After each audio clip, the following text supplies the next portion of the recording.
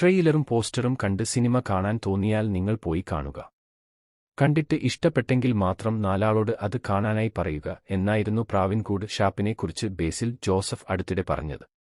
വളരെ സിമ്പിളായി തന്റെ സിനിമയെ താരം പ്രൊമോട്ട് ചെയ്തുവെങ്കിലും അത്ര സിമ്പിളല്ല പ്രാവിൻകൂട് ഷാപ്പിന്റെ കഥ. അത് അന്വർത്ഥമാക്കുന്ന കാഴ്ചകളായിരുന്നു ഇന്ന് ബിഗ് സ്ക്രീനിൽ കണ്ടത്.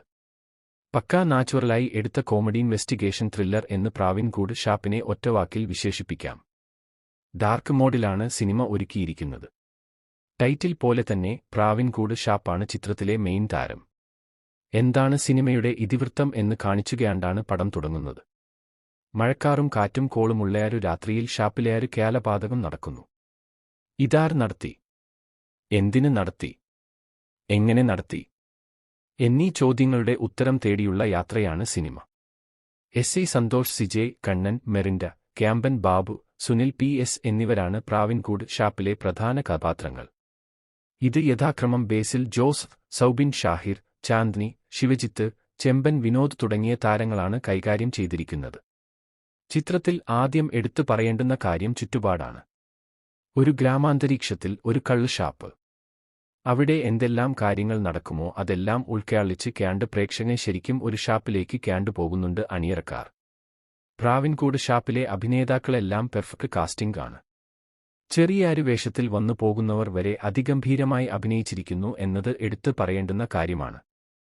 എക്സ്ട്രാ ഇന്റലിജന്റ് ഐക്യു ലെവലുള്ള പോലീസ് ഉദ്യോഗസ്ഥനാണ് സന്തോഷ്. ഒരാൾ എന്താണോ ചിന്തിക്കുന്നത് അത് അറിയാൻ അയാൾക്ക് സാധിക്കും. അത് ത്മേത്തത്തോടെ അവതരിപ്പിക്കാൻ ബേസിലിന് സാധിച്ചിട്ടുണ്ട്. മിനിമം ഗ്യാരണ്ടിയുള്ള നടനാണ് താനെന്ന് ബേസിൽ ജോസ് വീണ്ടും തെളിയിച്ചിരിക്കുകയാണ് ചിത്രത്തിലൂടെ. കാലിന് ഒരു മുടന്തുള്ള കള്ള് ഷാപ്പിലെ ജീവനക്കാരനായി എത്തി സൗബിനും അസാധ്യ പ്രകടനം കാഴ്ചവച്ചിട്ടുണ്ട്. ഇരുവരുടെയും കഥാപാത്രങ്ങൾക്കുള്ള ട്രാൻസ്ഫോർമേഷൻസ് അതിമനോഹരമായി തന്നെ താരങ്ങൾ കൈകാര്യം ചെയ്തിട്ടുണ്ട്. ശിവജിത്ത്, ചെമ്പൻ വിനോദ്, ചാന്ദ്നി, ശബരീഷ് വർമ്മ തുടങ്ങി എല്ലാവരും മികച്ച പ്രകടനം തന്നെ കാഴ്ചവച്ചിരിക്കുന്നു.